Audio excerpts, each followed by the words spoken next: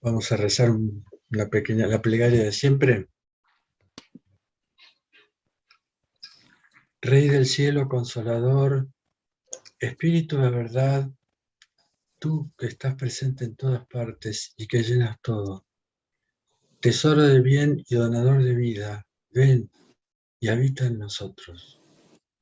Purifícanos de toda mancha y salva nuestras almas, tú que eres bondad.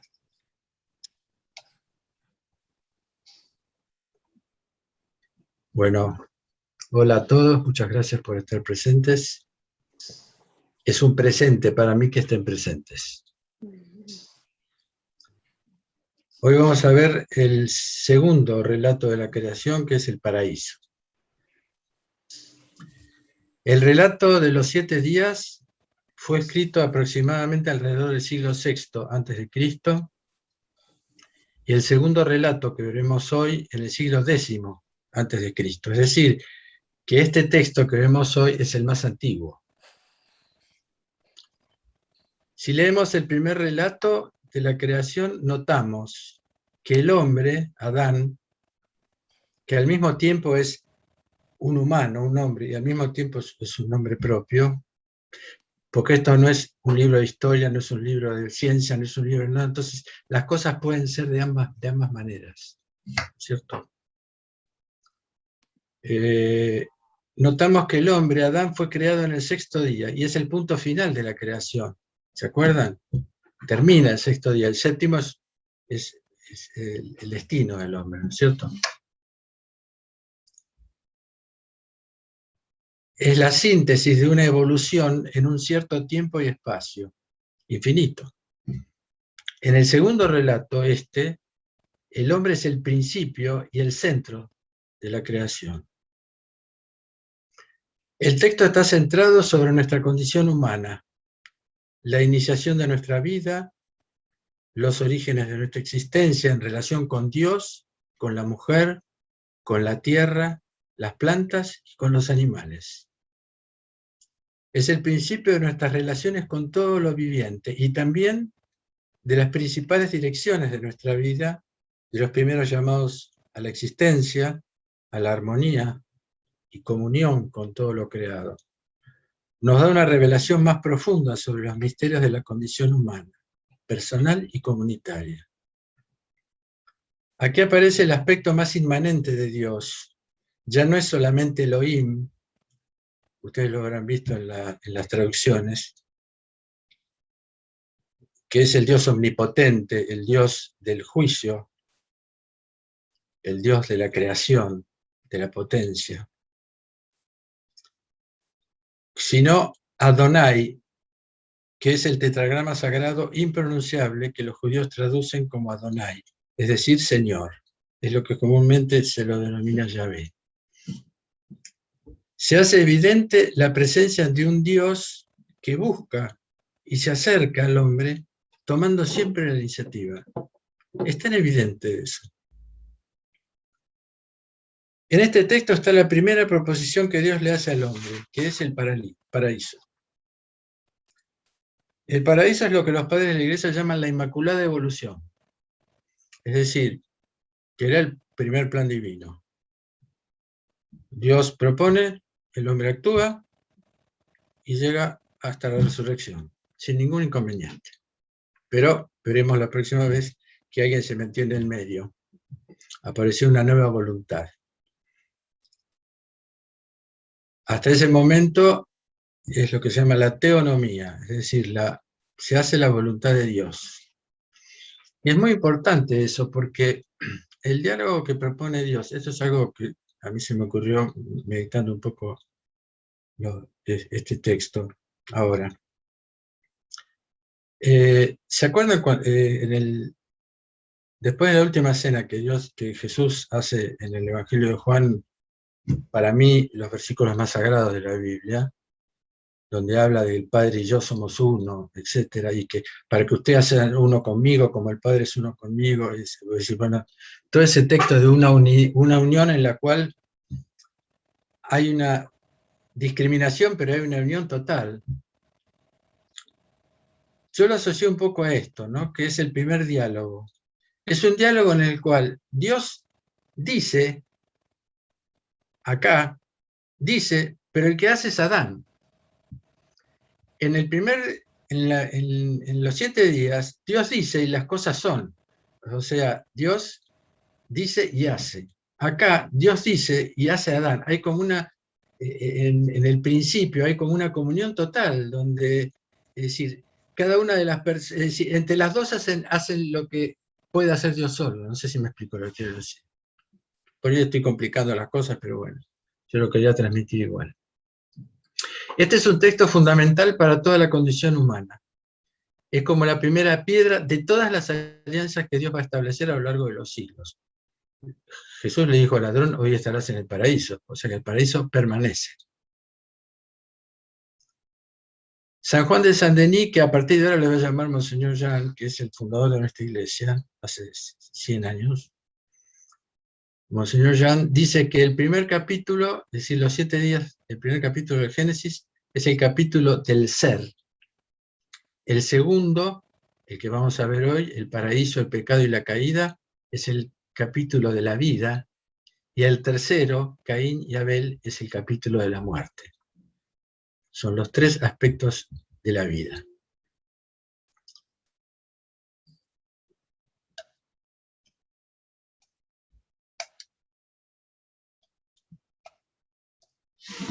Vamos a leer el texto.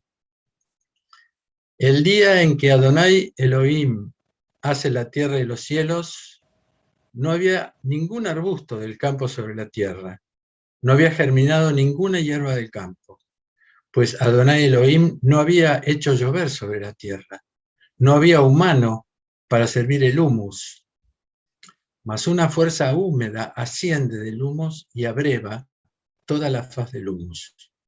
Adonai Elohim forma al humano polvo del humus, insufla en sus narices aliento, espíritu, es la misma, se puede traducir de cualquiera de las dos maneras, de vida. Y el humano es alma viviente. Al caos, vacío, tiniebla, abismo y aguas que vimos en el día 0, ¿se acuerdan la vez pasada? Aquí le corresponde que no había arbusto, hierba, lluvia ni humano. Es decir, no había nada, solamente estaba la tierra. Ambos versículos son como el tiempo 0 del que hablamos la vez pasada, donde aparece el elemento primordial que va a ser materia de todo lo creado. En el primer relato es el agua y aquí es la tierra. En el primer relato, ese caos y vacío primordial, esas aguas tenebrosas, como las llama Monseñor Juan, ya no son el no ser, aunque todavía no son el ser.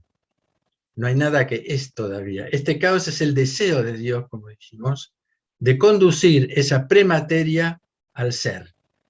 Pero en tanto materia está fuera de Dios, no diferenciada en sí misma, pero diferenciada como otro completamente diferente de Dios. Aquí la tierra virgen todavía es la tierra madre, ya que contiene en sí el principio material de toda la existencia, pero todavía no está traída hacia otro ser creado, es simplemente la tierra. Sin embargo, de esta tierra virgen se eleva una fuerza húmeda que es, como dice Monseñor Jean, el único, ardiente, discreto deseo de Dios. Deseo unificado, vuelto hacia el pensamiento y la vida divinas. Es hermoso esa mirada, ¿cierto? Y esa humedad que asciende ya está impresa en la tierra, ese que es el deseo de Dios.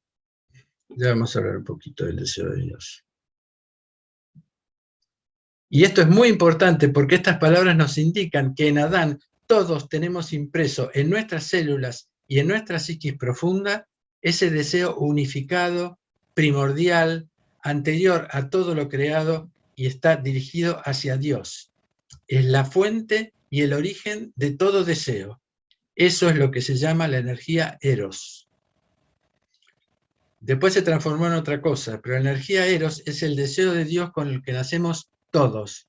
Y es como es el deseo de Dios tiene un principio pero no tiene fin. Cuando ese deseo lo ponemos en otra cosa, se corta la dirección ascensional del deseo de Dios, es cuando se transforma en lo que se llaman las pasiones. Y es infinito, ¿no es cierto? Y se transforma en otra cosa.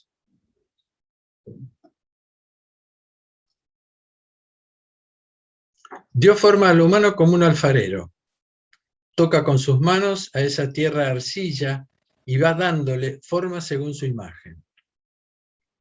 Construye a su criatura con las manos, con la mirada, va terminando de dar forma a esa materia viva colmada del deseo de Dios antes de su concepción. Comienza modelando de forma exterior y termina insuflándole el aliento de vida en las narices, es decir, en su interior. Dios siempre comienza de lo exterior hacia lo interior. Y a la subida de ese vapor viviente, de ese deseo de vida, Dios responde dándole a Adán el aliento de vida.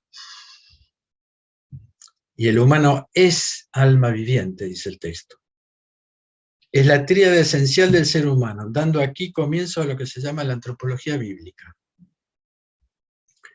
Polvo del humus es el cuerpo, es el aspecto físico de la naturaleza del hombre. El cuerpo contiene todo el condicionamiento biológico de la herencia animal totalmente determinado por la herencia. Corporalmente somos determinados por la herencia. Por eso, con este cuerpo comulgamos con el mundo visible, con la naturaleza. El cuerpo es también una forma única en cada persona. Ningún cuerpo es idéntico a otro, y esa forma preside todas las transformaciones de las distintas edades, desde la infancia hasta la vejez. Seguimos siendo los mismos a pesar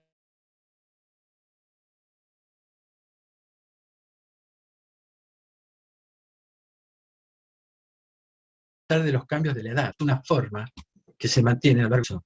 Por eso podemos ser más viejos o más jóvenes, pero siempre somos los mismos, somos reconocidos. Alma viviente, el segundo aspecto es el alma. Nefesh Hayah. Aunque esta palabra es utilizada en la Biblia para designar a los animales, indica también el aspecto psicológico del hombre, también condicionado por el medio. El alma es una energía de vida que vivifica y anima el cuerpo, que hace de él algo que crece, se mueve, siente y percibe. Aliento de vida es el espíritu humano. Es el centro profundo del ser psicosomático.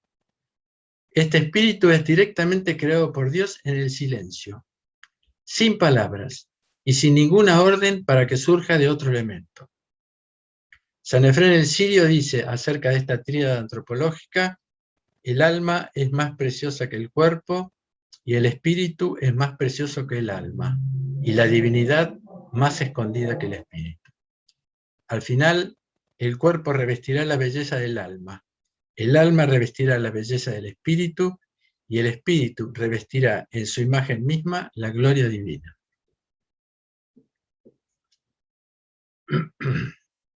El alma y el cuerpo están creados por Dios a través de una materia madre preexistente, es decir, que están creados a través de la mediación de la herencia biológica. El espíritu está creado inmediatamente por Dios sin intermediarios. Dios lo insufla directamente en nuestras narices y podemos decir que se aloja en nuestro corazón, que es el centro de nuestro ser.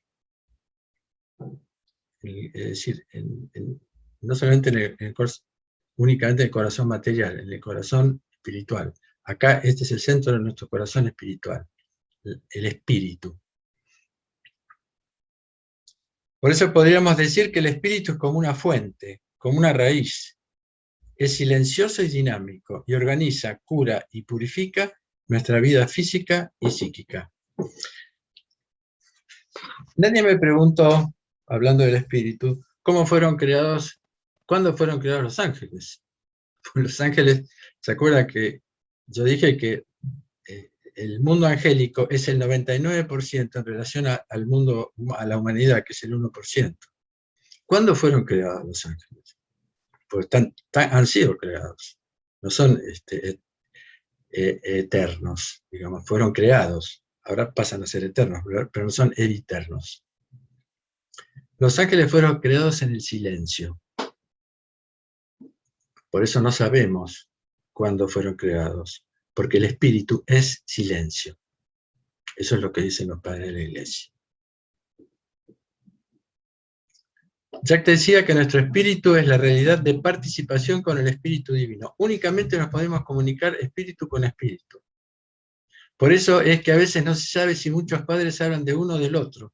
No, no es una confusión, sino que son inseparables. Monseñor Jean dice que este hálito de vida que recibe el humano es el Espíritu Santo, y cita a San Serafín de Sarov, que es el gran santo del Espíritu Santo en el siglo XIX. A partir del momento en que Dios le dio el espíritu de vida, Adán se convirtió, según Moisés, en un alma viviente, es decir, totalmente semejante a Dios, eternamente inmortal. El tema del espíritu es un tema muy complejo, porque se confunde el espíritu con el alma, muchísimo, muchísimo. Es un conflicto que viene desde el siglo XIX. Es decir, la gran diferencia entre el espíritu y el alma, yo estoy hablando de una posición, que es la posición tricotómica, ¿no? Cuerpo, alma y espíritu. Hay una posición que habla de cuerpo y alma. El espíritu no está condicionado por nada. Por eso la libertad nuestra está a través de lo espiritual y no está a través de lo psicológico. Del cuerpo y del alma lo recibimos totalmente de nuestros padres, de la cultura que vivimos, de la televisión. Es decir, nuestra alma se alimenta de todas esas cosas. Nuestro espíritu no, pero nuestro espíritu puede estar muerto, puede morir. Y dice un padre de la Iglesia, el hombre sin espíritu es una bestia inteligente. Que decimos, ¿cómo pudo haber hecho este hombre estas cosas? ¿Qué sé yo? Bueno, es el hombre que perdió el espíritu. La libertad está en lo espiritual, en el espíritu. Y ese es un gran tema de estos últimos 2 siglos, confundir el alma con el espíritu. Igual esto es digno de otras charlas, ¿no? Pero lo quería avisar porque acá, digamos, está mostrando la creación, que marca la antropología del ser humano. Cuerpo, alma y espíritu. Cuerpo y alma y espíritu es lo que dije antes, la mirada tricotomista del hombre que avanza sobre la concepción dicotomista. Cuerpo y alma de los pensadores griegos, Platón y luego Aristóteles. Vimos que el espíritu del hombre no está ligado a la herencia biológica, sino que es donado por Dios en el silencio. El libro de la sabiduría indica 21 cualidades del espíritu. 21 cualidades. Dice, dentro de la sabiduría hay un espíritu inteligente, santo, único, múltiple, sutil, ágil, penetrante, inmaculado, claro, inalterable, amante del bien, agudo, incoercible, bien hecho, amante del hombre, firme, seguro, sereno, omnipotente, vigilante, penetrante.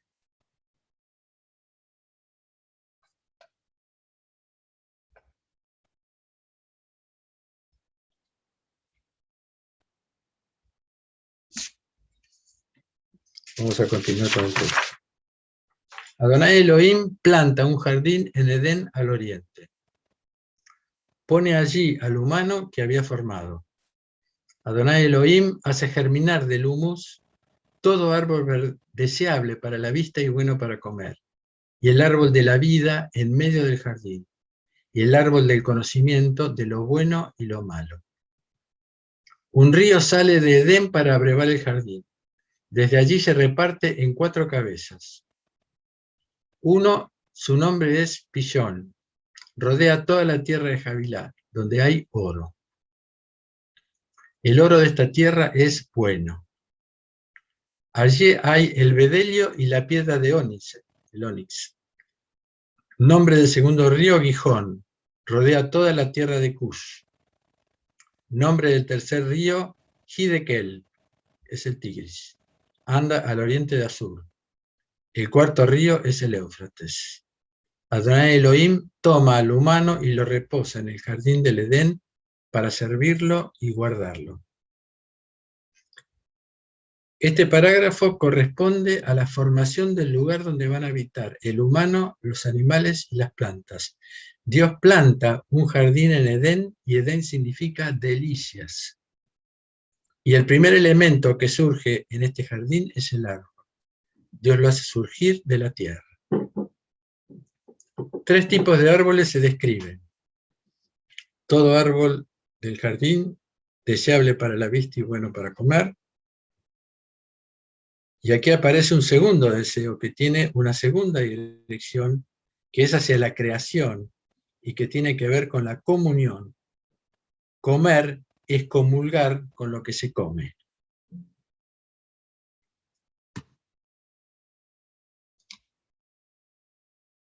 Deseable para la vista es el alimento que la belleza produce en nuestra alma, en nuestro corazón. Y bueno para comer es el alimento de nuestro cuerpo. Nosotros tenemos en esta civilización, le damos muchísima importancia, me parece muy bien, al alimento del cuerpo. Pero indiscriminadamente no tenemos en cuenta el alimento del alma, y tampoco, es decir, tampoco, no nadie, sino no muchos, el alimento del espíritu. Son 3 tipos de alimentos distintos. No podemos leer cualquier cosa. Eso afecta a nuestra alma. No podemos cualquier alimento espiritual, porque no solamente está el espíritu divino, está el espíritu maligno también, trabajando en nosotros. Algo que el maligno ha logrado a partir del siglo XIX, que la gente no crea en el maligno, a través de los actos científicos y demás, de tal manera que el maligno perfectamente puede actuar sin que nos demos cuenta. Y actúa en los pensamientos, que nosotros los recibimos, los aceptamos, actuamos, etc.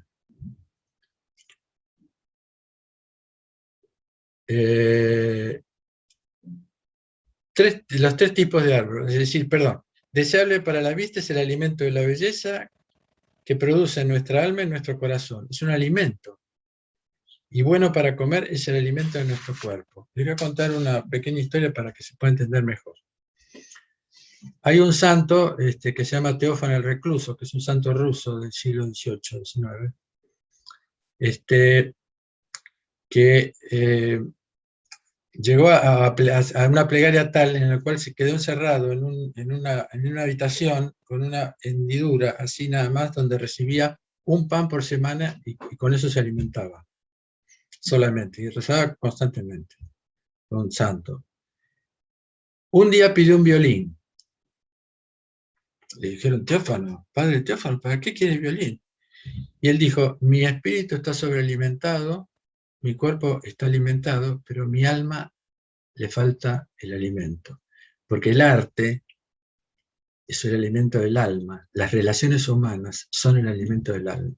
Y él necesitaba tocar un poco el violín para alimentar su alma. No confundir lo que Dios distingue, no separar lo que Dios se acuerda. El segundo árbol es el árbol de vida, que está en medio del jardín. ¿Qué es ese árbol? Es el árbol de la comunión íntima y fecunda con el Señor. Es el arquetipo fundamental, el signo primordial de todas las alianzas que Dios va a hacer con el hombre. Y es el alimento espiritual. Ese es el alimento espiritual. La liturgia, por ejemplo, es el alimento espiritual, porque todo lo que se hace, es decir, la cultura que está concebida y dirigida, es todo dirigido hacia Dios en la liturgia. Y eso es lo que genera el alimento espiritual.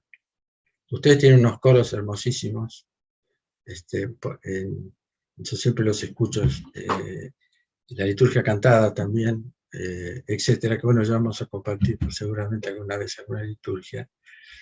Pero el alimento del espíritu está ahí, porque todo está dirigido a Dios, todo el trabajo del hombre, la cultura, las escrituras, el arte, las velas, el trabajo artesanal, todo está dirigido a Dios. Y eso es el alimento del espíritu. Y bueno, por supuesto la Eucaristía, ¿no es cierto? El tercero es el árbol del conocimiento de lo bueno y lo malo.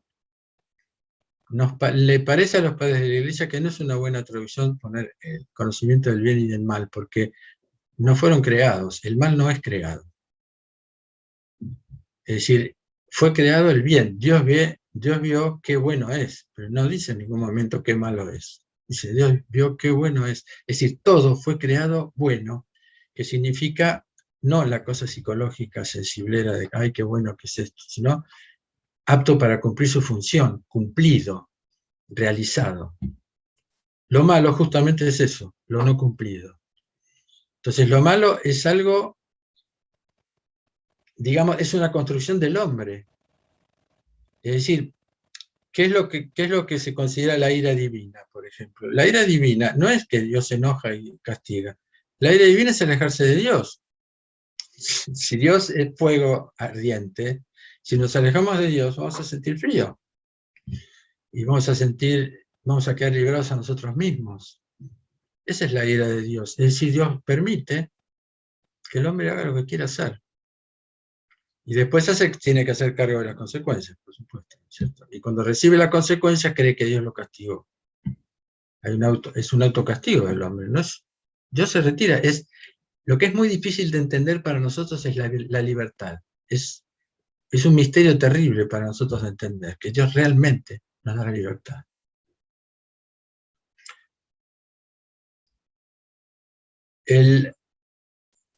El árbol es ante todo, lo dice Saint-Exupéry en El Principito, que nosotros en los cursos de teología lo leíamos, porque es maravilloso. Es el arquetipo de la relación entre la tierra y el cielo, lo dice El Principito eso. Alimentarse del árbol de vida es recibir la vida de parte de Dios que insufla en el humano el aliento de vida.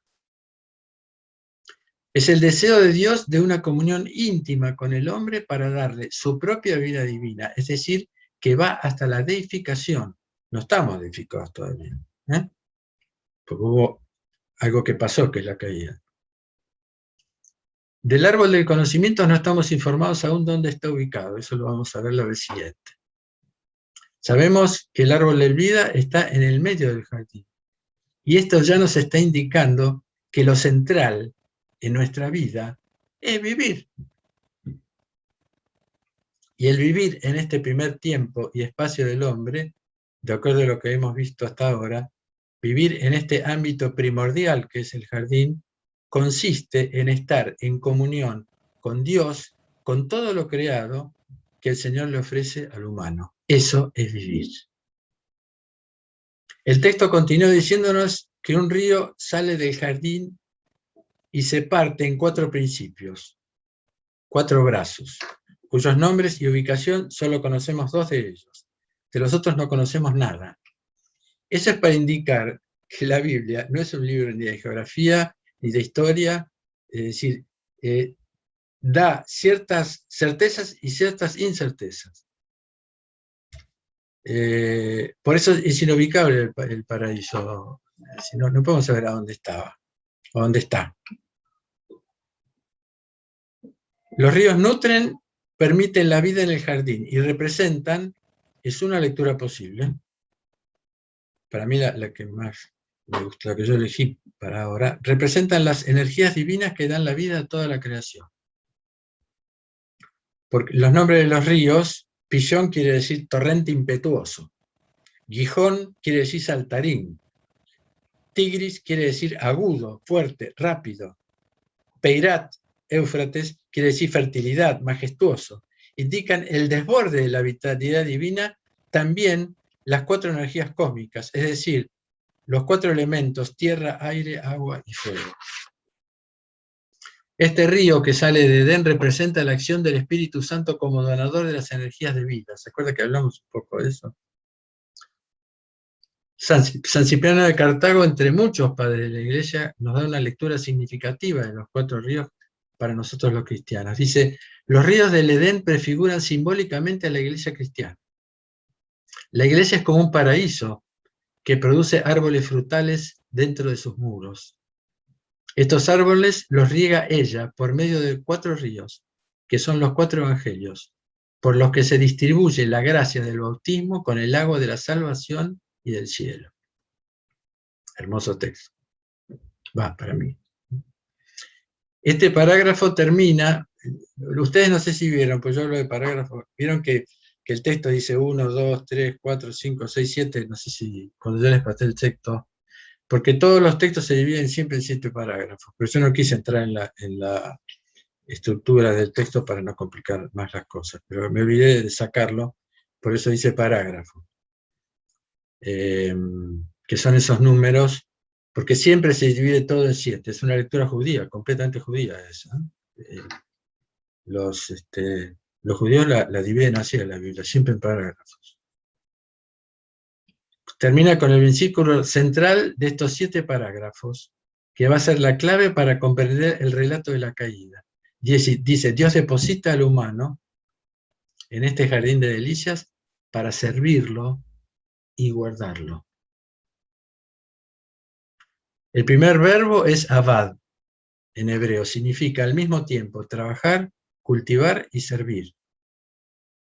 Y el segundo verbo, llamar, en hebreo, significa guardar, observar, cuidar. Es decir, que se trata de una mirada atenta, una disponibilidad de servicio y cuidado hacia toda la creación. Por eso Dios generalmente eligió para la encarnación a los que cuidaban a los pastores, ¿no es cierto? Pero los pastores están permanentemente atentos a la vida de sus propios animales. Y él mismo, Jesús dice, yo soy el buen pastor. El humano en relación directa con Dios recibe la vida en todas sus manifestaciones, y esa misma mirada y cuidado que recibe de Dios debe ofrecerlos a la creación, a la diversidad viviente que puebla el jardín. El hombre es invitado a ser un jardinero a imagen del jardinero divino.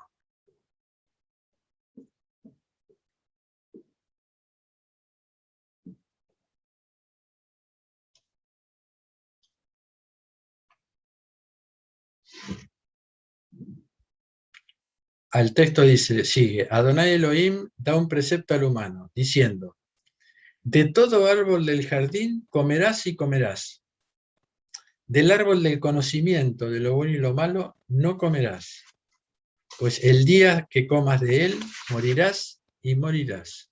No es una amenaza, es un anuncio de las consecuencias.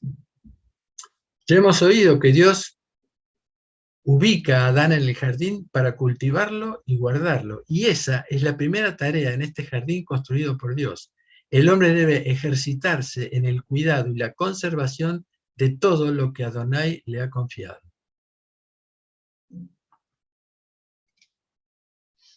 No hay palabras del humano. Adán no dialoga con Dios, pero sí responde con hechos, con actos. El primer modelo de diálogo con Dios, bueno, ya algo adelanté, es que Dios dice y el hombre hace, es ser uno con Dios. No hay palabras del humano. Estamos en el parágrafo central de los 7, en el parágrafo 4, y ahora Dios le da un precepto al humano que contiene un aspecto positivo, comer, alimentarse, de todos los árboles del jardín, y un aspecto negativo, no comer del árbol del conocimiento de lo bueno y lo malo. Y además este precepto negativo viene acompañado de su consecuencia, que es la muerte. Pero es la consecuencia, no es la amenaza. Es la consecuencia que indica Dios. Es como si Dios te dijera, mira, si pones los dos en el enchufe te vas a electrocutar, te vas a morir. Este precepto tiene un límite. No todo se puede comer, sobre todo para esta humanidad, ¿no? Consumista. Y el límite es muy importante en el camino de semejanza con Dios. Toda la belleza y riqueza de la creación tiene como movimiento inicial el límite. Dios se limita para que el otro sea, entonces el hombre tiene que limitarse para que Dios crezca en él y para que los otros crezcan en él también. Nos encontramos con el primer no de la historia arquetípica, que viene acompañando de la consecuencia. Se manifiesta por primera vez la inhibición. Y es interesante porque esta es presentada como conservadora de vida, la inhibición. No comer del árbol del conocimiento es la vida, porque comerlo generaría la muerte. Ya lo vamos a ver a la siguiente de eso. Esto nos demuestra ante todo que la inhibición del deseo es tan importante para la vida como la realización del deseo. Es decir, que la multiplicación del deseo prematuro o sin sentido puede conducir a la muerte. Estamos en el consumismo y estamos destruyendo toda la naturaleza. ¿Eh? El humano ahora tiene que interiorizar su camino. De cultivar y guardar el jardín, es decir, hacer todo el trabajo exterior, ahora tiene que cultivar y guardar la palabra de Dios. Ese mensaje que Dios le dio, es el pasaje del cuidado exterior al cuidado interior. Adonai Elohim le ha dado al humano su lugar para vivir. Lo ha provisto de todo alimento, alimento del cuerpo, todo árbol bueno para comer, y alimento del alma, todo árbol deseable para la vista. Y el alimento del espíritu es su comunicación con Dios. Y aquí el Señor se manifiesta y se presenta como un padre que protege al humano de la muerte. Pero no es un padre que reprime, sino que advierte las consecuencias, dando libertad de acción. No es un padre que se impone, sino un padre que propone. También hay un nuevo aprendizaje, y hasta ahora el humano conoce una sola dirección. A partir de este precepto aparece la posibilidad de dos direcciones, en donde tendrá que elegir. Era un momento de crecimiento en ese momento. Pero para poder elegir bien, el humano deberá contar con el conocimiento de las consecuencias. Y ese conocimiento es perfecto en Dios. Porque para poder ir más allá de la inmediatez de un acto se necesita una mirada más trascendente. Me acuerdo que mi padre espiritual, Jack, siempre que había un problema me decía, ¿qué haría Dios? ¿Qué haría Dios en esta situación? Pero él no lo decía porque él se ponía en el lugar de Dios, sino que consultaba. Tenemos que rezar para ver qué haría Dios en esta situación. El conocimiento de las consecuencias nos lleva hacia adelante, pero no tiene el sentido de adelantarse a los hechos, como el proyecto del maligno, sino que permite el discernimiento, la previsión. Y esto es una primera aproximación del hombre hacia el árbol del conocimiento, que tiene que ver con el autoconocimiento. Ese árbol no se podía comer porque el hombre no había ejercido todavía el autoconocimiento. El humano es rey y responsable ante la creación. Es su responsabilidad cultivar y guardar el jardín que le fue confiado, pero al mismo tiempo debe aceptar el hecho de ser conducido por Dios. Martín Buber, un maestro judío extraordinario, decía que el liderazgo bíblico era de aquel hombre que hacía aceptando que Dios estaba por encima de él.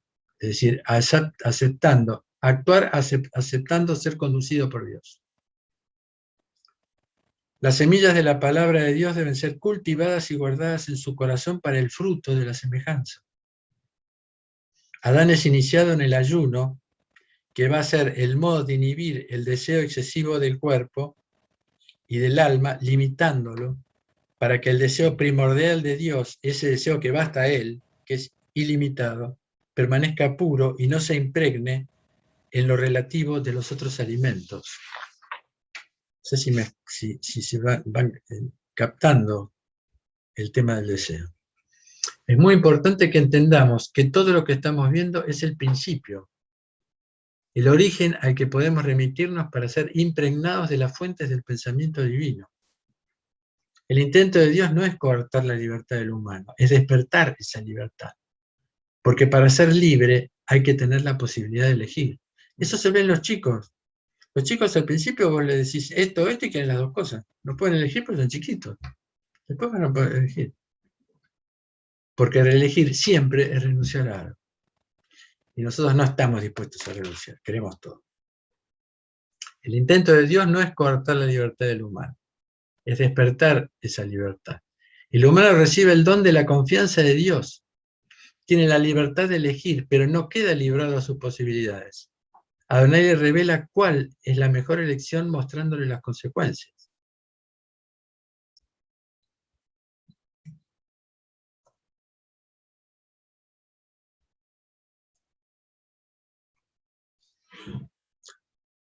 El próximo texto. Adonai Elohim dice, no es bueno que el humano esté solo.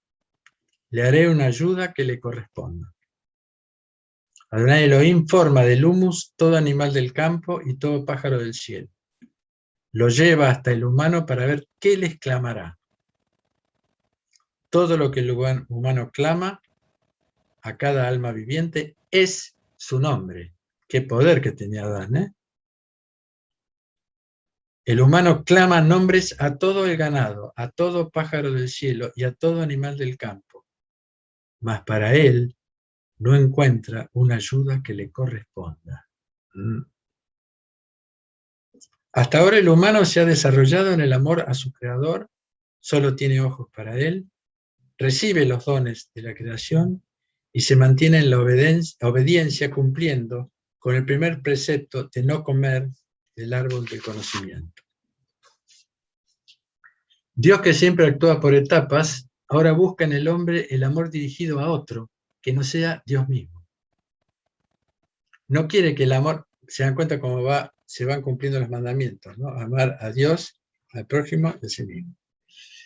Ahora busca en el hombre el amor dirigido a otro, que no sea el mismo. No quiere que el amor esté solamente vuelto hacia Dios, sino que quiere que ese amor que el humano vive sea irradiado a todas las criaturas.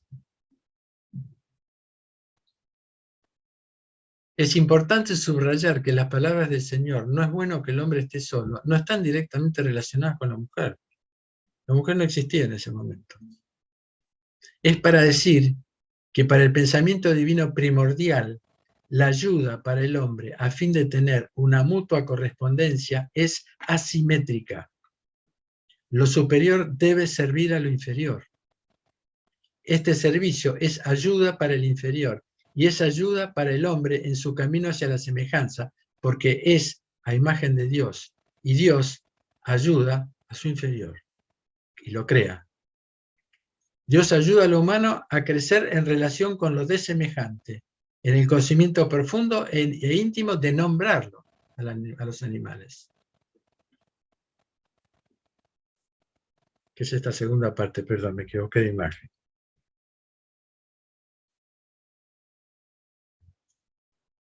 Los ama, pero el humano entra en relación con los animales, nombran los animales. Nombrarlo es expresar su función. Cada animal, según su especie, tiene su función, y ese nombre se los puso Adán. El humano entra, el nombre es la realización, por eso los nombres significan cosas, significan actos, vocación.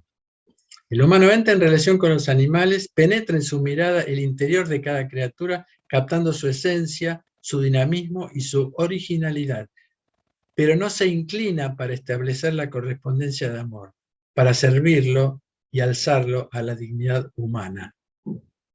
Esto es fuerte lo que estoy diciendo, porque así como Dios quiere, busca nuestra, ¿cómo la podemos llamar? Pues la palabra divinización me parece muy fuerte. Dios nos hace participar de sus energías divinas, el hombre debe participar de los animales de sus energías humanas, porque en el momento de la resurrección todo va a ascender un escalón, no solamente el hombre. Eso lo dicen los padres de la iglesia, lo digo yo. Y parece como que el tema de la resurrección no es muy tocado en los últimos siglos. La ayuda que le corresponda, que Dios construye para el humano, son los animales, es decir, seres vivientes inferiores a él, y esta ayuda va a hacer nombrar a cada animal que Dios le presenta. No nos olvidemos que estemos en la Inmaculada Evolución. El hombre debía servir al inferior, como hace Dios. Es decir, que para el pensamiento divino primordial, la ayuda para el hombre, a fin de tener una mutua correspondencia, es, como ya dije, asimétrica. Monseñor Jean dice que al nombrar a los animales, el humano le transmite algo de su aliento divino, algo del soplo divino recibido de su creador, comenzando así la tarea de humanización. El hombre nombra a los animales obedeciendo la propuesta divina, pero como indican las últimas palabras del parágrafo, el humano no encuentra una ayuda que le corresponda.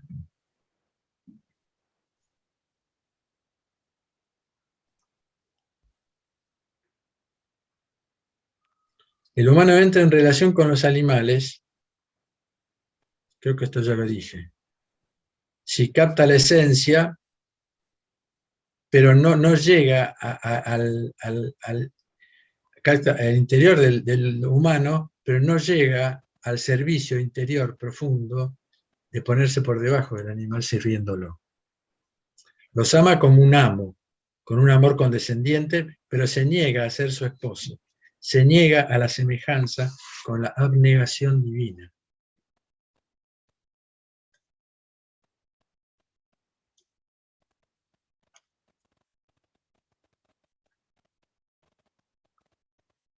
El texto sigue. Adonai hace caer un torpor sobre el humano y duerme. Toma uno de sus costados y cierra la carne por detrás.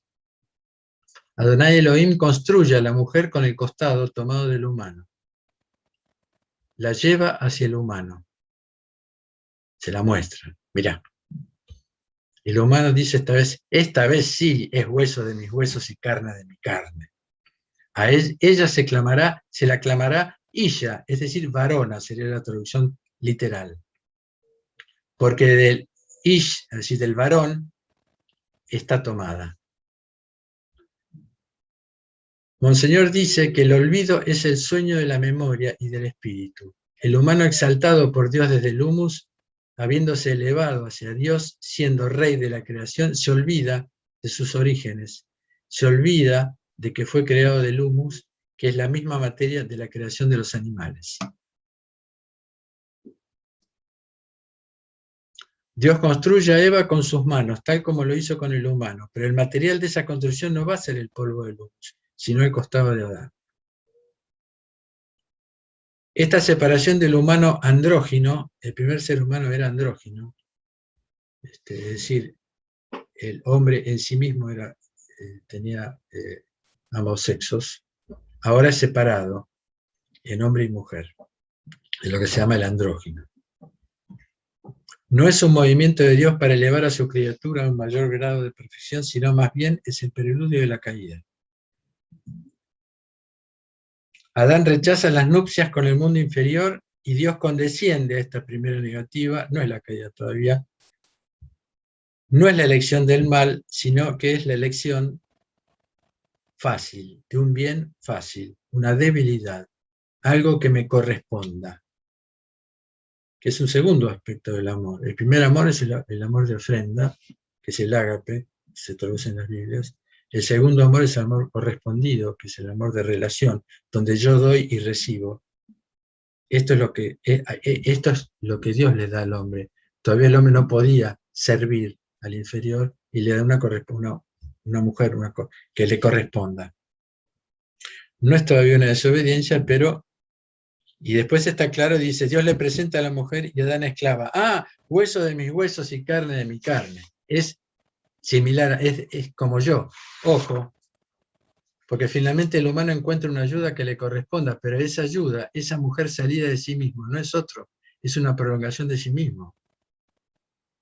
Pero el humano nombra inmediatamente a la mujer como otra, clama su nombre varona porque es tomada del varón.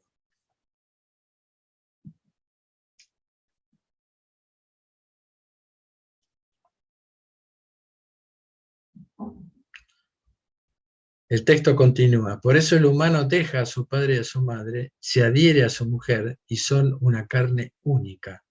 Los dos, el humano y su mujer, están desnudos, no sienten vergüenza. Ante la presencia de la mujer, Adán primero reacciona como padre y madre, porque le pone un nombre.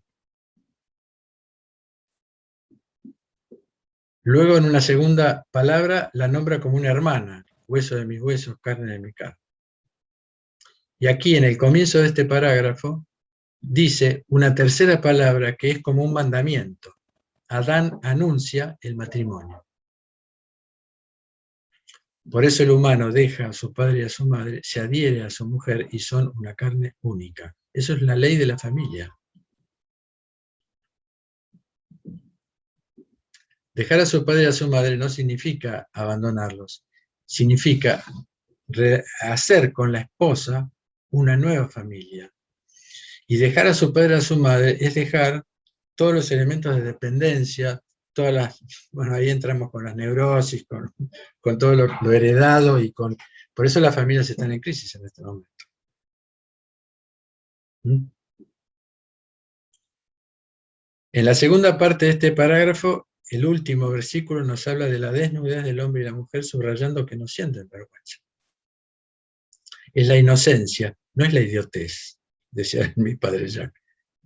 Es el desconocimiento de la astucia. Ya van a ver que lo primero que se dice de la serpiente era que era el más astuto de los animales del campo. La inocencia es tener los ojos, el corazón y los sentidos dirigidos únicamente hacia la mirada de Dios. Por eso nos dice San Ireneo, Adán y Eva vivían en estado de integridad, conservando su propia naturaleza, porque lo soplado en la tierra era un soplo de vida.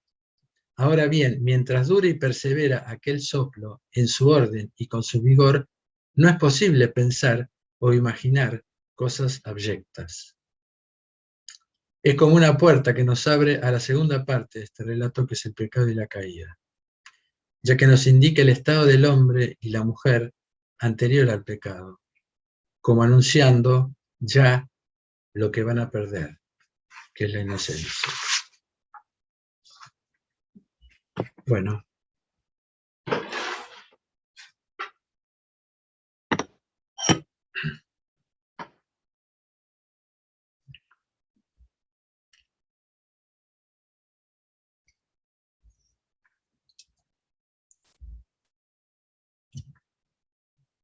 Si alguien quiere hacer alguna pregunta. Eso les iba a decir, por favor, si quieren hacer alguna pregunta, pueden directamente pedir que les abra el micrófono y la hacen oralmente o la escriben en el chat.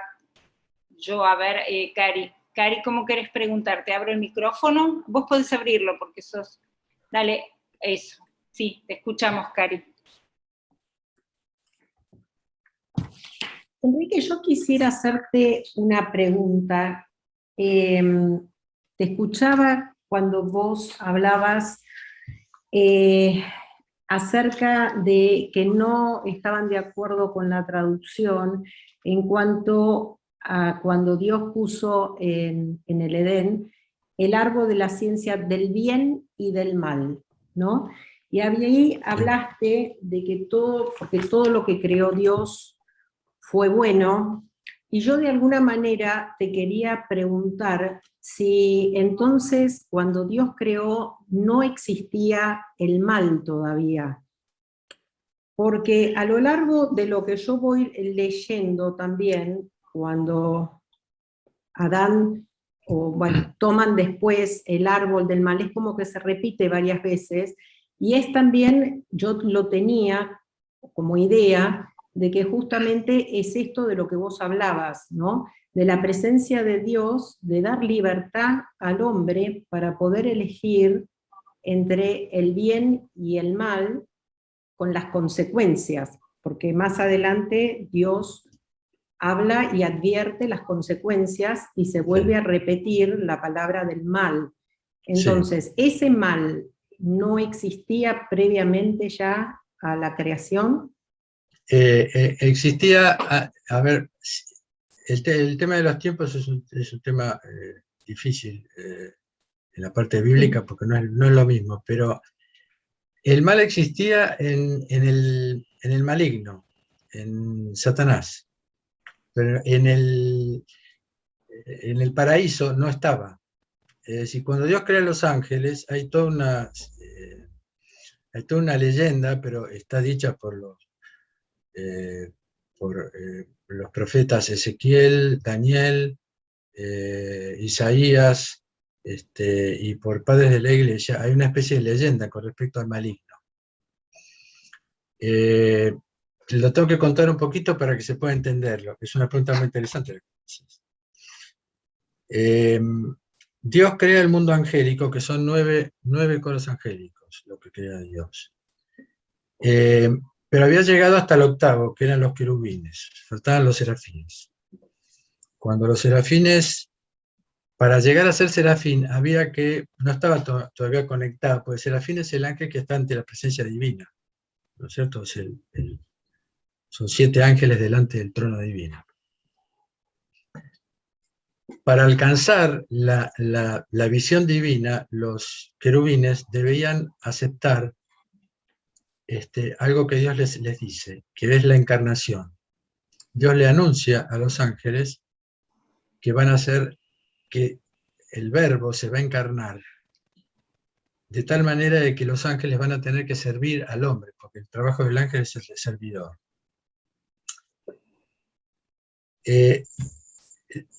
El maligno, que era el ángel más luminoso en ese momento, dice: yo no serviré a un Dios que se va a humillar a la condición de hombre. Entonces surge Miguel, que dice Micael, es decir, ¿quién como Dios? Para saber lo que es importante o lo que es sabio para lo creado. Entonces dice: ya que tu abnegación supera mi inteligencia, elijo amarte sin comprender. El maligno es echado del paraíso, es echado de los cielos, y Dios le da la oportunidad al maligno a habitar junto con el hombre en el paraíso. Y ahí es donde interviene el maligno y aparece el mal, pero hasta la intervención del maligno no estaba el mal. No sé si confundo más con lo que te estoy diciendo, pero te estoy diciendo de dónde saca, no solamente el cristianismo, sino el judaísmo también habla de esto. Les puedo decir los textos donde va hablando así mucho sobre este tema, que se llegó más o menos a este conocimiento. Y ahora, cuando el maligno tienta al hombre, ahí ya desciende. Jesús dice: yo ya veía caer al maligno desde el cielo. Ahí desciende y ya el maligno pierde la oportunidad de la conversión, porque lo hace caer al hombre. El hombre es tentado y cae. Y la diferencia entre el mundo angélico y el mundo caído y el hombre caído es que el mundo angélico no aceptó la tentación, es decir, no fue tentado, se rebeló a Dios directamente.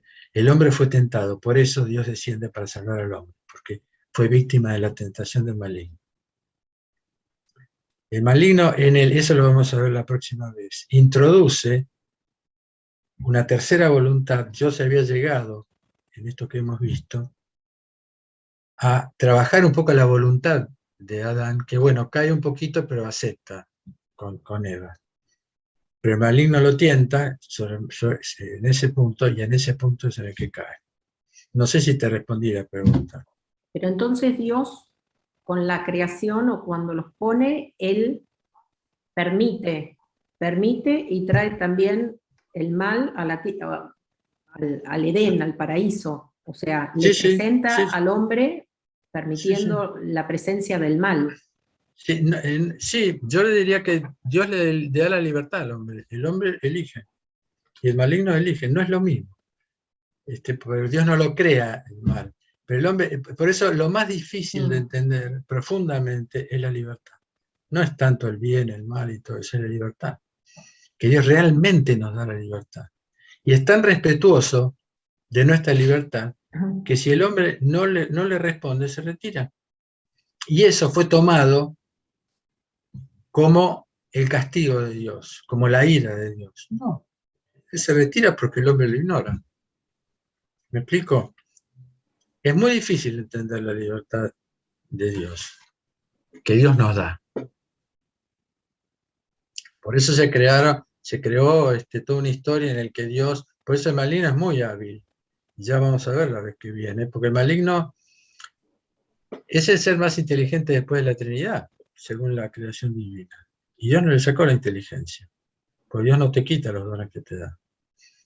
Y Él los usa para el engaño, los usa para... Entonces, ¿qué hace el maligno? Toma textos, una parte de verdad y una parte de mentira, y así lo va envolviendo al hombre, lentamente. Un poco lo que hace la sociedad, ¿cierto? La sociedad va haciendo lo mismo. Por ejemplo, uno ve películas, yo muchas veces veo películas, que yo soy fanático de Acorn, que es inglesa, porque las películas inglesas son hermosísimas, me encantan. Y se ve que, por ejemplo, en todas las películas, ahora para relajarse hay que tomar, drogarse o fumar, por ejemplo. En todas las películas se ve eso. Y esa es la propaganda que va metiéndose en la cultura del hombre, se va metiendo y se va metiendo, y eso es un pensamiento del maligno, que introduce dentro de la cultura el que, bueno, yo me relajo si tomo, porque ningún héroe de una película se va a rezar, por ejemplo, para tranquilizarse, o hacer meditación, ¿no es cierto? Pues podría hacer eso también, se podría quedar en silencio. Y ese es el trabajo del maligno. El maligno trabaja sobre las civilizaciones. Y sobre el pensamiento, sobre la voluntad, sobre las tentaciones. Él trabaja. Y el hombre lo toma como un pensamiento suyo, que bueno, me viene tal deseo, entonces lo quiero cumplir, sin pensar a dónde lo conduce ese deseo. Por eso los padres del desierto estudiaron muy bien los movimientos del maligno, cómo actúa, para que aprendamos a defendernos de eso. Actúa en el pensamiento. Si nosotros lo dejamos entrar, chau. En 5 pasos tenemos una ¿cómo se llama? Una pasión, que se llama las pasiones, que es la absolutización de algo bueno. Por ejemplo, el erotismo es la absolutización del sexo, que es bueno, pero la absolutización es pornografía. Hacer de algo que es relativo, hacerlo algo absoluto, que es el lugar de Dios, ocupar el lugar de Dios. Por eso, San Miguel, que fue la fiesta que hicimos este domingo en la iglesia, ¿quién como Dios? Que dice, es eso. Nuestra función como cristianos es manifestar con todo nuestro corazón, ante cualquier cosa que nos digan, ¿quién como Dios? ¿Quién como Dios?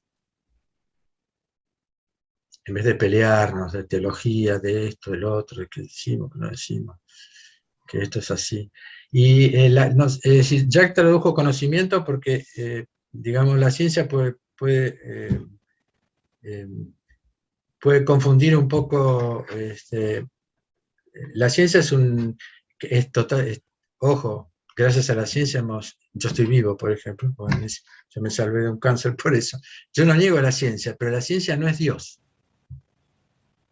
La ciencia es humana y está creciendo y es muy importante. Yo me acuerdo que una de las operaciones que tuve en la cruz, y yo me había hecho amigo de las enfermeras, de los médicos, y me dijo, bueno, ahora estás en manos del cirujano. Le dije, no, yo estoy en manos de Dios, que le va a manejar la mano al cirujano y que me va a curar.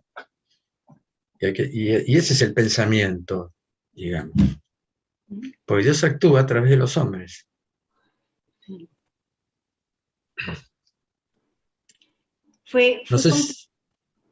Perdón, Enrique. Sí, te escuchamos. No, la pregunta es, no sé si te respondí, Karina.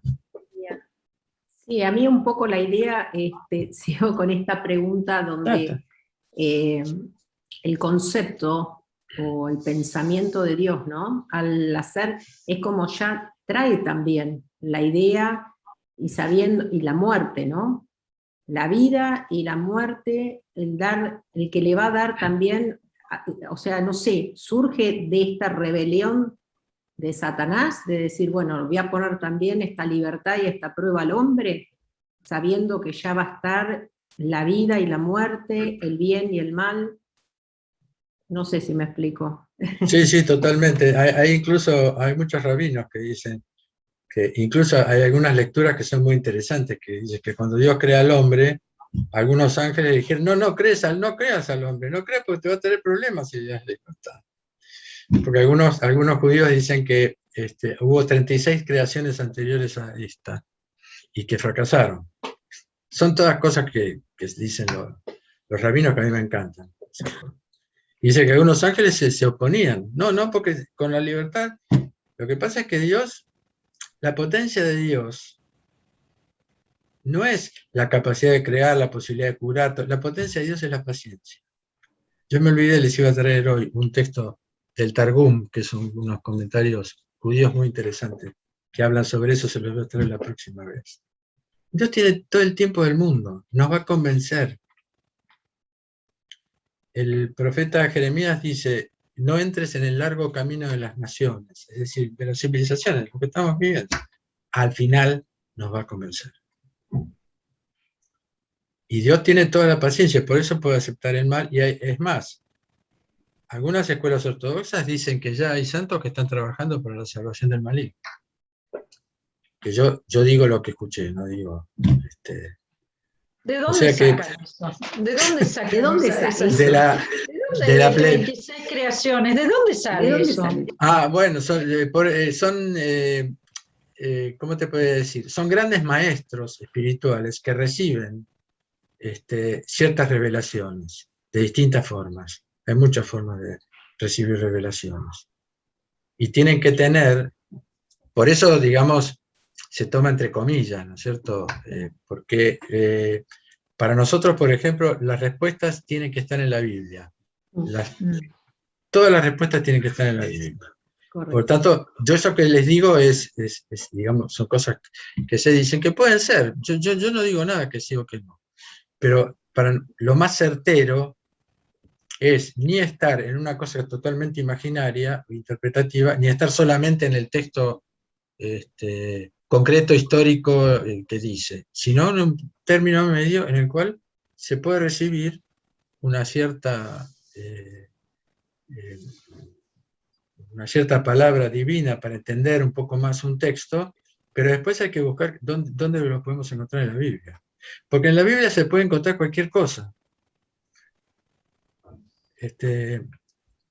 Por ejemplo, yo puedo demostrarles dos cosas opuestas. Puedo demostrarles, según textos bíblicos, apoyado en textos bíblicos, que Dios es totalmente inmanente o que Dios es totalmente trascendente.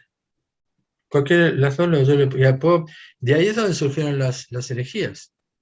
Las herejías surgieron de que yo digo lo que pienso y lo apoyo en la Biblia. Así, acá dice esto, pero acá dice otra cosa. ¿Me explico? Por eso es muy, muy, muy complicado el tema, por eso hay que estar un poco en el medio.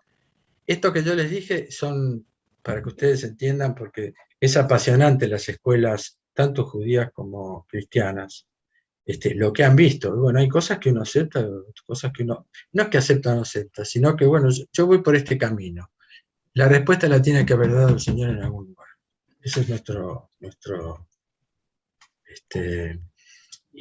nuestro, digamos, el pensamiento generalmente de la Iglesia Ortodoxa, que es una mirada mística entre, digamos, lo concreto, porque lo místico puede llegar a lo más concreto, y viceversa, porque se cree que lo místico es algo imaginario, que sea, no, porque se puede estar en lo místico y lo concreto. ¿Podés definir místico?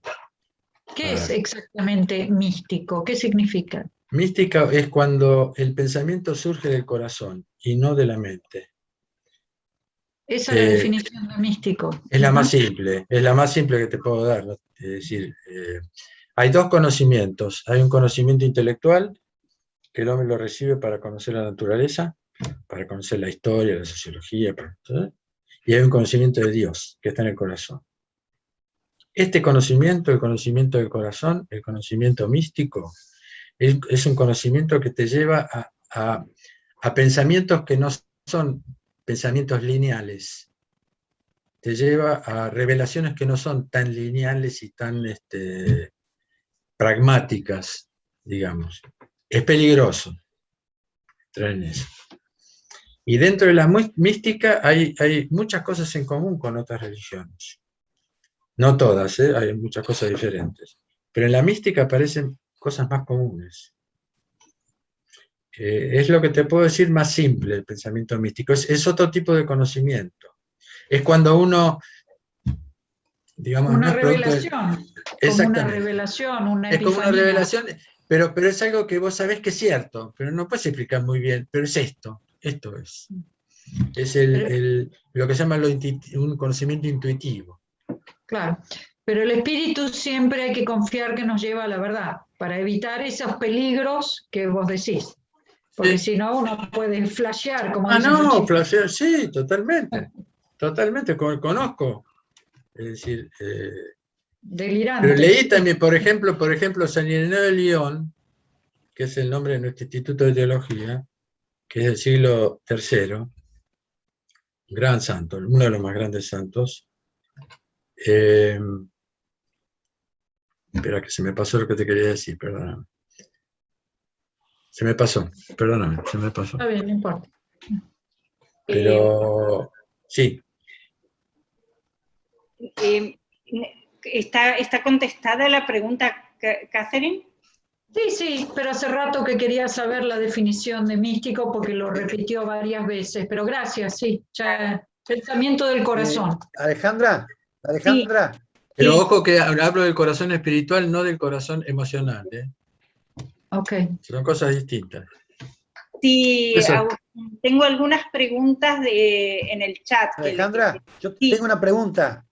Bueno, adelante, Agustín, adelante vos. Y después leo las del chat y si alguien quiere preguntar, tiene esas dos vías, ¿no? O le abro el micrófono o le escriben en el chat. Sí, Agustín, decile a Enrique.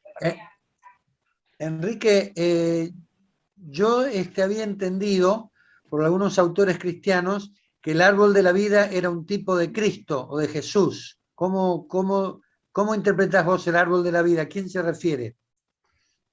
Sí, por supuesto, que es el árbol de la vida. Es decir, la cruz es el árbol de la vida. Ajá. El árbol de vida es la cruz. Y es el conocimiento de lo bueno y lo malo. Es el árbol del conocimiento también. Después van a ver por qué la próxima vez. Pero, pero ojo, es el Cristo, es Dios, es la Trinidad. El árbol de la vida. Sí. ¿Quién nos dio la vida? ¿Quién nos da la vida? O sea que hay dos árboles, el árbol de la vida, que es Cristo, y el árbol del conocimiento del bien y el mal. Sí, bueno, ya vas a ver la próxima vez de ese tema, justamente, porque vieron que no sabíamos a dónde estaba ubicado el árbol del conocimiento de lo bueno y lo malo, porque dice que el árbol de vida estaba en el medio del jardín, pero no dice a dónde está el árbol del conocimiento de lo bueno y lo malo. Eso nos lo va a transmitir Eva en la reunión que viene. Bueno. Pero puede ser, es decir, es muchas cosas el árbol de vida. Es el árbol de la comunión con Dios, fundamentalmente. Es lo que se llama el alimento del espíritu. De espíritu a espíritu. Ese es el árbol de vida. Ajá. Retiras tu espíritu y todo vuelve al polvo. Es decir, el espíritu es, digamos, el manifestador de vida. Pero siempre está actuando la Trinidad.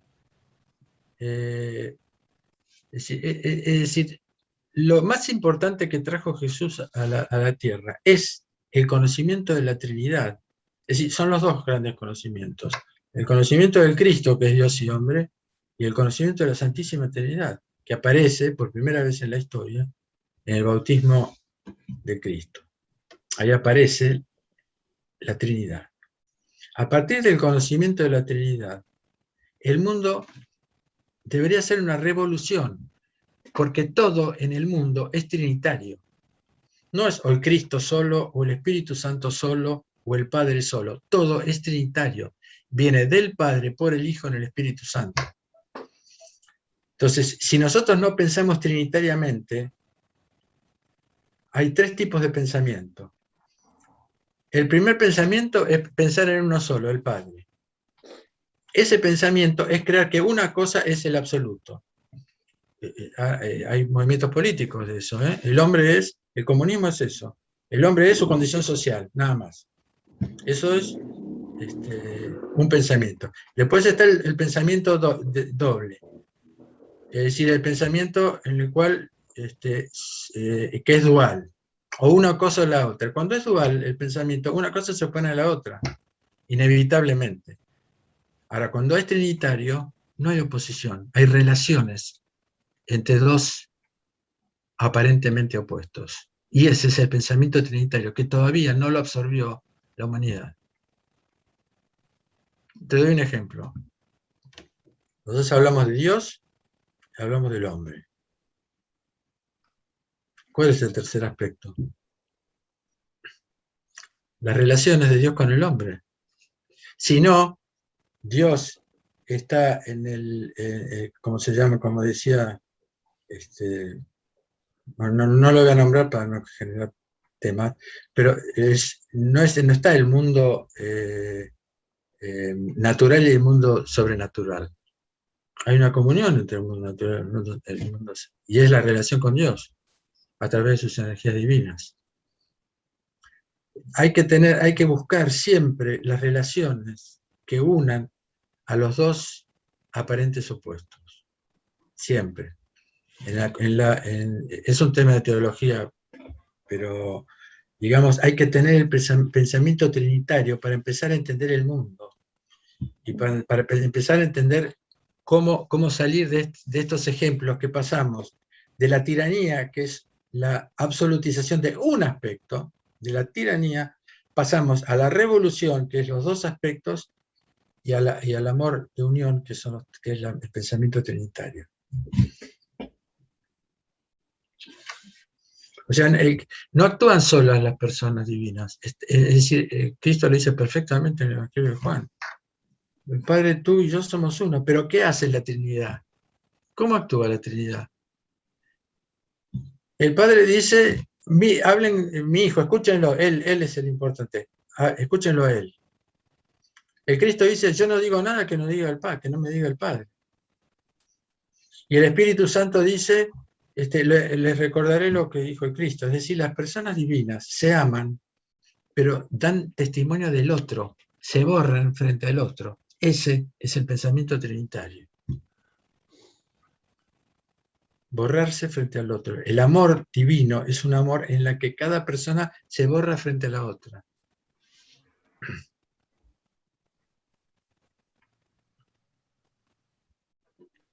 ¿Está contestada la pregunta, Agustín? Sí, está bien. Gracias, Enrique. Bueno, acá tengo algunas preguntas en el chat que voy a leer, salvo que si alguien prefiere decirlas directamente, levante la mano y le habilito el micrófono, si no yo empiezo. Dice Mónica, ¿estos conocimientos están reunidos en algún libro al que podamos acceder? Ajá, qué buena pregunta. Mirá. Sí, hay libros. Hay que ver decir, porque lo que pasa es que nosotros tomamos cosas por ejemplo, hay un libro que se llama La Filocalia, que es un libro que tiene, no sé, un montón de volúmenes, pero después se ha resumido en 3 grandes volúmenes de 300 páginas cada uno, que se llama La Filocalia, que es el pensamiento de los padres del desierto. Ahí tienen un tratado de psicología extraordinario. Después, para leer, el problema es que yo digo una cosa, pero eso viene de un tratado. Por ejemplo, los grandes padres capadocios, por ejemplo, del siglo IV, que son los que hablan de la Trinidad, porque, digamos, el cristianismo, una vez que se afianzó y demás, empezaron a surgir problemas. Por ejemplo, uno decía, bueno, Cristo, Dios y hombre, ¿cómo puede ser que sea Dios y un hombre? Entonces ahí empezaba el concilio ecuménico, el primer concilio, después el segundo, donde se hablaba de la naturaleza divina, la naturaleza humana, que es lo que después se habló, que se dice que son discusiones bizantinas, ¿vieron? Que se dice ese ejemplo, porque eran tratados impresionantes de teología, donde cosa por cosa tomaron los padres de la Iglesia, donde llegaron a estas conclusiones. Los padres más importantes de la Iglesia son San Gregorio de Nacianceno, por ejemplo, tiene un montón de libros. Los padres capadocios, hay un tratado de la Trinidad de nuestro obispo, el Monseñor Jan. Es decir, hay textos que hablan, pero después, por ejemplo, de la tradición oral judía, tenemos escuelas, está la Mishnah, la Gemara, el Talmud, que son todos comentarios de la ley. Después tenés que eso se organizó en el Talmud. Son todos comentarios orales. Después está el Midrash, que es la explicación de la exégesis bíblica concreta, que a su vez puede parecer el Targum también. O sea, son un montón de escuelas bíblicas, de escuelas... Discúlpame, Enrique, en realidad te agradezco todos los libros que nombraste o las posibilidades de buscar información. Pero yo me refería si había algún compendio, digamos, donde estos conocimientos sobre Génesis estuvieran, estos mismos que vos vertís en estas charlas, si pudiéramos, habría algún libro que pudiéramos acceder, que pudiéramos leer. Sí, mira. Sobre todo en este aspecto que estamos tratando ahora de Génesis, ¿no? Sí, sí. Porque vos vertís algunos conceptos que son muy interesantes y que justamente por tener una mirada distinta, al menos para mí, necesitaría volver a abordarlos, por supuesto. Mi tiempo para masticarlos, como quien diría. Mira, sí, sobre los 7 días de la creación hay un libro de mi padre espiritual, que es el padre Jack Getman. No, vos lo podrás escribir, podés deletrearme, no sé, ¿cómo se llama? Sí, bueno, lo vendemos nosotros nada más, ¿eh? No quiero hacer publicidad. No, bueno. Sería una solución práctica para esto. Por favor. Que si Enrique me lo manda, yo lo puedo poner los títulos, la bibliografía. En el chat. Ah, bueno. Maravilloso. Buenísimo. Sí, muchas gracias. Ahora, hay libros, por ejemplo, yo voy a pasar en algunos libros de los que yo nombré, como por ejemplo Abraham Joshua Heschel, que tiene unos libros maravillosos, que que están fuera de circulación, pero a través de internet se pueden conseguir. Así que yo les puedo dar un listado. Estos se hacían en el seminario rabínico y ahora el seminario rabínico no publica más nada. Yo los compré hace 25 años, pero sí, les puedo pasar esas cosas, ¿cómo no? Y de Monseñor Llana hay un libro también, pero ese lo tenemos en la iglesia. Por favor, ¿cómo se llama? Bueno, no importa, Enrique, no te el misterio de los orígenes se llama. Maravilloso. Listo. Gracias, excelente. Después hay un libro, espera. Un libro que publicamos hace poco, que es sobre los 7 días de la creación. Es decir, acá lo que yo les dije deben ser 2 o 3 páginas nada más de este libro que habla sobre la creación, que es del padre Jacket, por ejemplo. Bueno, muchas gracias. Gracias. Moni, gracias, Enrique. También hay Silvia, pregunta. Perdona, Alejandra, entonces, ¿vos tomarías nota bien de cómo, por ejemplo, de estos libros, de los títulos? Yo los voy a poner en el grupo, aprovecho este momento para decirles si hay un grupo de WhatsApp para este grupo de estudio, y en ese grupo se suben grabadas estas clases, y además publicamos los textos que hay que leer para la clase siguiente que nos envía Enrique, y ahí yo voy a agregar la bibliografía que Enrique nos va a pasar. Así que si alguno no está en ese grupo y quiere participar, que se comunique conmigo por mi WhatsApp. Si no lo tiene, se lo pide a Agustín y yo lo agrego en ese grupo. Bueno, y ahí Enrique, muchas gracias. No quiero dejar de agradecerte. Muy amable. Quiero pedirle permiso al padre Agustín, si me permite, porque somos muy amigos, pero bueno, esto es una cosa que yo pase esos libros. No, está muy bien, Enrique. Me parece Bueno. que enriquece al grupo y esta literatura tiene que ver con lo que enseñás, así que Claro, porque está aprobado. lo que yo quiero que quede claro es que estos conocimientos son patrimonio de las iglesias, de todas las iglesias, no es patrimonio de la Iglesia Ortodoxa. Lo que pasa es que la Iglesia Ortodoxa se quedó con una transmisión más primitiva, en el buen sentido, no en el mal sentido de la palabra. Pero es el tesoro de toda la iglesia, de todas las iglesias. O sea que no es, Bueno, ay, perfecto. ustedes se van a hacer ortodoxos. Perfecto, Enrique. Mayor motivo para que... Claro, No, la bárbaro. intención Y... es esa, es que conozcan la iglesia primitiva, pero no que... No, está bien, está muy bien. Y bueno, ahí Alejandra va a pasar la lista de los libros y se puede acceder a ellos. Yo les pido por favor que, Andrea, me has pasado por aquí, si podés pasármelo por el WhatsApp me va a ser más fácil, porque lo puedo perder, así te incluyo en el grupo. Agustín lo tiene, si no es conmigo o en el grupo lo podés pedir. Yo después todos los que se quieran agregar, después los agrego. Andrea, no sé si hay alguien más que necesite estar en el grupo. ¿No? Bien. Entonces hay otra pregunta de Silvia que dice... Era otra cosa que quería agregar, porque, a ver cómo les digo, cualquier cosa que no comprendan, porque el padre Jacques es muy minucioso y digamos, hay muchas palabras que para nosotros son familiares, pero para los que no leyeron no lo son, como para mí no serían familiares seguramente algunas palabras de ustedes. Es decir, lo que no entiendan me pueden llamar y yo les explico, porque siempre se habla de una estructura. El padre Jacques habla mucho de la estructura, que es maravilloso ver la cosa estructural, pero no es para un primer encuentro. O sea que si lo que leen le genera alguna dificultad, me pueden preguntar o lo que quieran. No sé. Muchas gracias. Les quiero aclarar eso. Bueno, muchas gracias. Muchas gracias. La pregunta. Sí, voy a una pregunta de Silvia que dice, ¿quién es el que dice a ella se clamará Isha? Pues de Ish esta es tomada. ¿Lo dice Adán o Dios? Es la pregunta de Silvia. Lo dice Adán.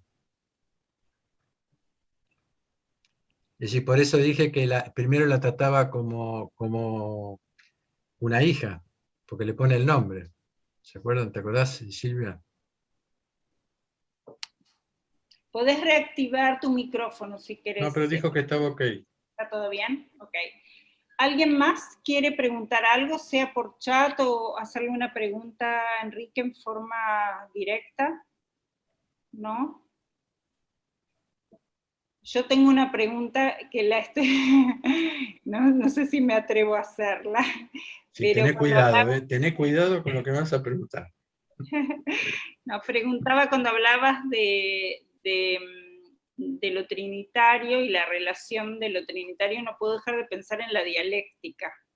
La dialéctica es el último conocimiento que manifestó la filosofía, pero el Cristo trajo un nuevo pensamiento que va más allá de la dialéctica, que es a ver, espero acordarme porque tengo algunas fallas en mi memoria. El pensamiento que trae el Cristo es el pensamiento antinómico, que está por encima de la dialéctica, porque la dialéctica busca un tercer elemento que una a los otros dos. La realidad antinómica busca las relaciones entre esos aparentes opuestos. Te doy un ejemplo para que lo tengas más claro. Cristo, Dios y hombre. A ver, explícame cómo es eso. Esa fue la primera gran herejía que llega hasta el día de hoy. ¿Cómo puede ser que Cristo sea Dios y hombre al mismo tiempo? Es decir, esa fue la primera de todas las herejías, que es de Arrio, es arriana. Es decir, cómo Cristo es hombre, porque el Cristo es plenamente Dios y plenamente hombre al mismo tiempo. Plenamente Dios porque es naturaleza divina, y plenamente hombre porque la Madre de Dios le dio la naturaleza humana en la concepción, a través del Espíritu Santo. Trinidad, eso quizás te sea más simple. La Trinidad, ¿cómo puede ser un solo Dios en tres? ¿Cómo puede ser uno y tres al mismo tiempo? Es un solo Dios en su naturaleza. La naturaleza divina es una en Dios. Y es tres personas, Padre, Hijo y Espíritu Santo. ¿Me explico? Ese es el pensamiento antinómico. Cristo conservó plena, pero no es dos cosas es Cristo, porque la persona divina, es decir, esa fue la gran discusión, que Jesús tiene las dos naturalezas, pero la persona, su persona es única y divina, no es dos personas, humana y divina. Ese es el primer concilio ecuménico sobre la Trinidad. No sé si se puede, así, más o menos te lo puedo explicar así, el pensamiento antinómico. Es completo, porque todas las oposiciones que hay en la Biblia sin el pensamiento antinómico son como cosas que yo no vine a traer la paz sino la tierra. Después dice la paz os dejo, mi paz os doy. O sea, un montón de cosas en las cuales hay aparentes oposiciones. Hay que ver en qué contexto lo dijo, etc. O sea No que sé básicamente lo que en estos tres aspectos lo que importa es lo que se pone en manifiesto es la relación de los tres aspectos en el fondo una misma naturaleza, una misma Exactamente, exactamente, sin dividirlos. Porque el problema es que para entender nosotros dividimos. Claro, claro. Sí, ahora así explicado así, muchas gracias. Me queda Eso más claro. ese es el pensamiento antinómico. Jesús trajo todos los pensamientos antinómicos. Por eso se llenaron de escuelas que tomaron uno. O dos. Y ya, bueno, así estamos. Pero él trajo todo un nuevo pensamiento, que es el pensamiento antinómico. Las relaciones. Dios es relación. El nombre de Dios, eso es en relación a nosotros. Dios no tiene nombre. Él dice, yo soy el Dios de Abraham, Isaac y de Jacob. No dice, yo soy Dios. ¿No es cierto? Bueno, muchas gracias, Enrique. Hay una pregunta más de Catherine. Dice, ¿podrías resumir las 4 maneras? Pensamiento absoluto, pensamiento revolución, pensamiento... Tres pensamientos. Pero, a ver, el primero era un pensamiento, yo para tener una imagen concreta, primer pensamiento absoluto es como decir el comunismo, Exactamente. una cosa absoluta, el fascismo absoluta. Eso es absoluto. Eso es absolutismo. Esa fácil de entender. La segunda sería como binaria. Sí. Esta es como bipolar, digamos. Bueno, claro, tenemos la democracia y el comunismo. Ahí tenés un pensamiento La segunda. que se oponen. Que se Siempre oponen. con Dios hay rivalidad, siempre. Son binarias. Estamos en estado de pecado nosotros. Y la tercera es, como decís, una relación, pero después me confundí entre la dialéctica y la antinomia. Ahí ya... Claro, bueno, justamente porque la dialéctica acepta la oposición de dos contrarios. No como la binaria. Exacto. Bueno, sí. Ya la binaria sería más, digamos, el tipo del pensamiento antinómico. Bueno, es complejo esto. Claro que es complejo. Estamos hablando de teología profunda. Claro, sí. No, en criollo esto es complicado. Claro, porque el tema es un tratado sobre la Trinidad. Es decir, y ahí se ven las oposiciones, por eso trato de explicarlo de la mejor manera posible, porque no, es decir, a ver cómo lo puedo decir, se necesita la inteligencia, pero no es suficiente la inteligencia para comprender. ¿Se acuerdan de lo que dijo San Miguel? Elijo amarte sin comprender. Por eso es relación lo que Dios pide. Dios nos pide que seamos teólogos. Entonces nos pide que entremos en relación con Él. Okay. Y eso después lo vamos a entender mejor. Ahora, es necesario aprender teología para ¿cómo les podría decir? Para que sepamos en dónde estamos como cristianos, ¿no es cierto? Para que sepamos eso. Ok. Pero Bueno, estamos resumiendo un tratado de teología. sí, es complejo. Sí, sí. Pero Gracias. se puede entender a través de, por ejemplo, la política, lo que se llama, ¿cómo se llaman ahora? Esa división, La ¿cómo se grieta. llama? La grieta. La grieta es eso, es la oposición de quizás sean dos realidades. Es decir, por ejemplo, a ver otra cosa, es absoluto la condición, juntando las dos políticas, ¿no? Porque, por ejemplo, el comunismo habla del absoluto del hombre comunitario, y el pensamiento democrático habla de lo absoluto del pensamiento individual. ¿No es cierto? Son dos absolutos. Es tan absoluto. El hombre tiene dos aspectos que son absolutos, que es lo comunitario y lo individual. Entonces, el trabajo de un presbítero es saber, que es un trabajo muy difícil conducir una iglesia, lo sabe Padre Agustín, porque hay que ver, es decir, en ciertos momentos, qué es lo que prima, si lo absoluto de la comunidad o lo absoluto de esa persona. Claro. ¿Me explico? Eso ahí lo traje un poco más al tema eclesial. ¿Alguien tiene alguna pregunta o quiere hacer algún comentario? ¿Alguien más? ¿No? Bueno, yo quisiera en el nombre de todos agradecerte, Enrique, enormemente tu tiempo. Para nosotros es un desafío. En lo personal puedo decirte que es una apertura enorme a otra manera de acercarse a la vida cristiana y nos desafía porque venimos de una tradición muy distinta y nos hace de algún modo comprender que la iglesia no termina en nuestras cuatro paredes, ni mucho menos. Tenía un profesor en la universidad que lo queríamos mucho porque yo soy ingeniera y él era el profesor de la única materia de derecho que teníamos. Entonces, fascinados los ingenieros de escuchar tanta técnica, lo íbamos a escuchar a él, que era vocal de la Corte Suprema en Perú. Yo estudié ingeniería en Lima.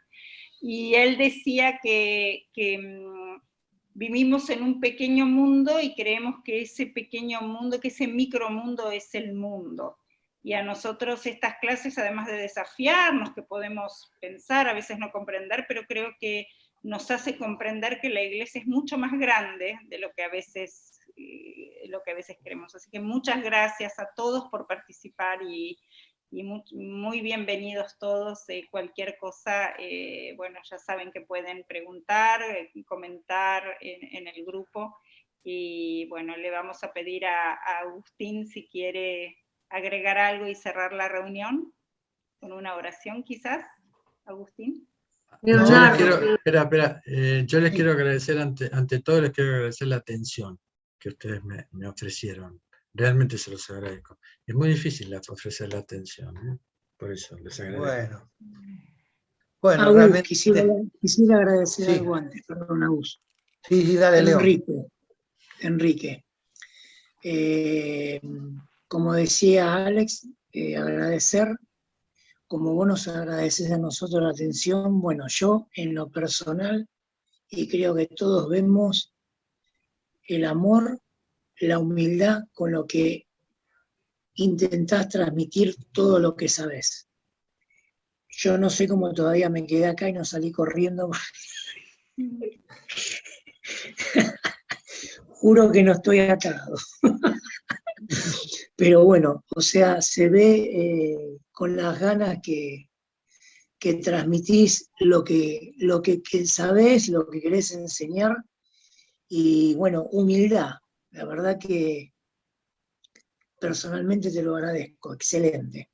Más allá que hay montones de cosas que no las entiendo, bueno, pero excelente lo que estás transmitiendo. Muchísimas gracias. ¿Te acordás? Te agradezco mucho, realmente te agradezco mucho. ¿Te acordás cómo empezaba el día cero de la creación? todo era caos y vacío. El principio del aprendizaje es el caos. Ustedes están en estado de caos. Ya va a venir el orden. Así nos sentimos. Acá Mónica dice, muchísimas gracias Enrique por compartir tu conocimiento y Agustín por habernos dado la posibilidad de tener este encuentro. Bendiciones. Ese es el comentario de Mónica. Sí, yo le quiero agradecer al padre Agustín también, que somos muy amigos. Sí. Muy amigos realmente. Muy amigos, sí. Y bueno, de esta amistad yo disfrutaba tomando unos cafecitos con Enrique, escuchando siempre sus conocimientos, hasta que un día dije, esto es muy egoísta, que solo yo escuche a Enrique, vamos a abrirlo a los hermanos de la Iglesia San Salvador. Y por otro lado, Enrique tenía la inquietud de que él también quería abrirse a otras comunidades.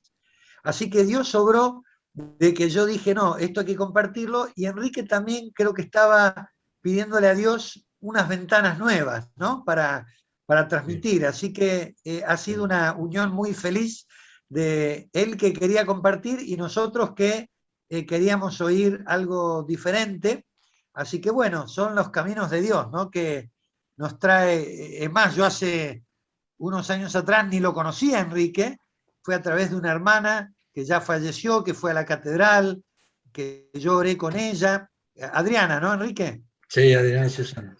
Y yo oré con Adriana, y Adriana después nos presentó a Enrique. Bueno, Dios hizo toda una serie de conexiones que hizo que hoy ustedes estén escuchando a Enrique, ¿no? Así que bueno, son los caminos de Dios, ¿no? Que va formando una red, ¿no?